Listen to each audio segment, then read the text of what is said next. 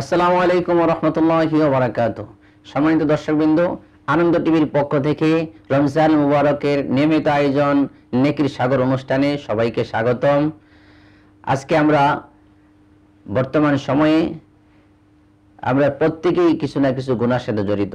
বিশেষ করে গীবতের গুনাহ আমাদের মাঝে খুব ভয়াবহ আকার ধারণ করেছে।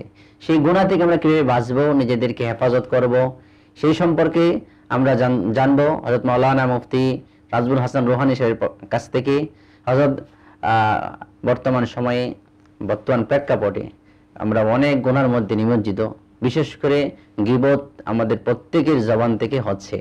তো কোরআন এবং হাদিস থেকে আপনি আমাদেরকে গীবত সম্পর্কে জানাবেন যে কিভাবে আমরা গীবতের গুনাহ থেকে বাঁচতে পারি। বিশেষ করে রমজান মাস, আজকে 10 তারিখ, 10ই রমজান প্রায় শেষ, একটু পরেই ইফতার হবে। তো সেই সম্পর্কে আপনি আমাদেরকে একটু ধারণা দিবেন, যাতে করে আমরা সকলেই গুনাহ থেকে, বিশেষ করে গীবত থেকে যেন বাঁচতে পারি। জি, আলহামদুলিল্লাহ। আসলে রহমতের একটা শেষ সময়, আমরা এখন শেষ দিন নয়, আমরা শেষ সময়, মানে আর কিছুক্ষণ পরে আমরা কি মাগফিরাতে ঢুকে যাব, মাফ চাওয়ার সময় আমরা ঢুকে যাব। যেহেতু একটু পরে আমরা মাগফিরাতে ঢুকে যাব, মাগফিরাত মানেই হলো মাফ চাওয়া। আমাদের উপরে রহমত বর্ষিত হয়েছে, আমরা একটু পরে মাফ চাবো আল্লাহ পাকের কাছে। তো এই যে মাগফিরাতের দিনগুলোর মধ্যে থেকে আমরা কোন কোন বিষয়গুলো বিশেষ করে মাফ চাবো, আল্লাহ রসুল হাদিসের মধ্যে বলেছে আল্লাহ পাক বান্দার সব গুনাহ মাফ করে দেন, কিন্তু কোনো বান্দা যদি বান্দার হক যদি মারে, একজন আরেকজনের কাছ থেকে ঋণ নিল, একজন আরেকজনের ব্যাপারে গীবত শিকায়াত করলো, অর্থাৎ বান্দার হক নষ্ট করলো, এইগুলো আমার আল্লাহ পাক মাফ করেন না। তো এটার বিষয়টা হলো গীবতের ব্যাপারে তারও ভয়াবহ বিষয় আসছে। যেমন পবিত্র কোরআনুল কারীম এবং হাদিসের মধ্যে অগণিত অসংখ্য আয়াত।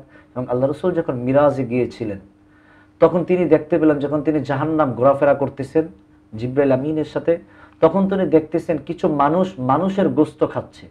নাউযুবিল্লাহ। এই দৃশ্যটা দেখে জিবরাইল আমিনকে জিজ্ঞাসা করলেন, জিবরাইল, এরা কারা? তারা মানুষের গোশত খায়। জিবরাইল আমিন বলতেছে, ইয়া রাসূলুল্লাহ, তারা যে শুধুমাত্র মানুষের গোশত খায় বিষয়টা এমন না, তিনি তার আপন ভাইয়ের গোশত খাচ্ছে। নাউযুবিল্লাহ। কত ভয়াবহ দৃশ্য। আল্লাহ রাসূল বলেন, তারা কারা? মানে তারা হলো ওই সমস্ত ব্যক্তি যারা আরেকজনের অগোচরে, আরেকজনের পিছনে তার নামে গীবত করত, তার বিরুদ্ধে কথা বলতো। এই যে গীবতের বিষয়ে আরো যদি আপনাকে যদি বলি, যে যারা গীবত করে, মুনাফিকের আলামত হলো 3টা। আয়াতুল মুনাফিকি সালাসুন, ইদা হাদ্দাসা কাযিবা, মিথ্যা বলা, ওয়া ইদা ওয়াদা আখলাফা, তিনি ওয়াদাকে খেলাফ করে, ওয়া ইদা তুমিনা খান, তিনি কতক্ষণ তার সাথে সম্পর্ক, কতক্ষণ তার সাথে সম্পর্ক রাখতে গিয়া অমুকের দোষ অমুকের সাথে, অমুকের দোষ অমুকের সাথে চর্চা করে। এই দোষ চর্চা, এটা খুব ভয়াবহ একটা গুনাহ, আর এটাকেই বলা হয় গীবতের গুনাহ। আমি দোয়া করি এবং আমি আশা রাখি যারা আমার আলোচনা শুনছেন, দেখছেন, প্রত্যেকেই এই গীবত থেকে হেফাজত থাকবো। গীবত মুক্ত জিন্দেগি আল্লাহ পাক আমাদেরকে দান করুন, আমিন। এবং আজকের যেহেতু 10 রমজান, রহমতের শেষ সময়, আজকে আমরা সকলেই আজকে থেকে পরিপূর্ণভাবে প্রিপারেশন নেব এবং দোয়া করব। এবং গুনাহ থেকে কেউ চাইলেই বাঁচতে পারে না। আল্লাহ রসুল যেতে তাকে হাদিসের মধ্যে বলেছেন, তোমরা দোয়া করো কিভাবে? আল্লাহুম্মা রহামনি বিতারকিল মাআসি, আল্লাহ তুমি আমাকে এমন রহমত দাও যে রহমত থেকে আমি বাঁচতে পারি, যে রহমতের দ্বারা আমি গুনাহ থেকে বাঁচতে পারি, তুমি আমাকে এমন রহমত দাও। তো আলহামদুলিল্লাহ, আমরা অত্যন্ত চমৎকার আলোচনা শুনছিলাম গীবতের গুনাহ সম্পর্কে। তো নবীজি সাল্লাল্লাহু আলাইহি ওয়াসাল্লাম এও বলেছেন যে গীবত যে করে সে মৃত ভাইয়ের গোশত খেয়ে ভক্ষণ করে। যাক, আল্লাহ তাআলা আমাদেরকে এই ভয়াবহ গুনাহ থেকে বাঁচার তৌফিক দান করুন, আমিন। তো হযরত, আমাদের ইফতারির একদম কাছাকাছি হয়ে গিয়েছে সময়। তো এখন দোয়ার মাধ্যমে আমাদের অনুষ্ঠান সমাপ্ত করতে হবে। তো দোয়া করার জন্য হযরতকে বিনীত অনুরোধ করছি। اللهم آمين. ربنا ظلمنا أنفسنا وإن لم تغفر لنا وترحمنا لنكونن من الخاسرين. আমিন। আয় রব্বুল আলামিন, আল্লাহ রহমতের শেষ সময় আপনার দুয়ারে হাত উঠাইছি।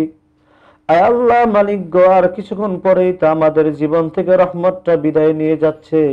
জানি না এটা, জানি কার জীবনের শেষ রহমত গরে মাওলা।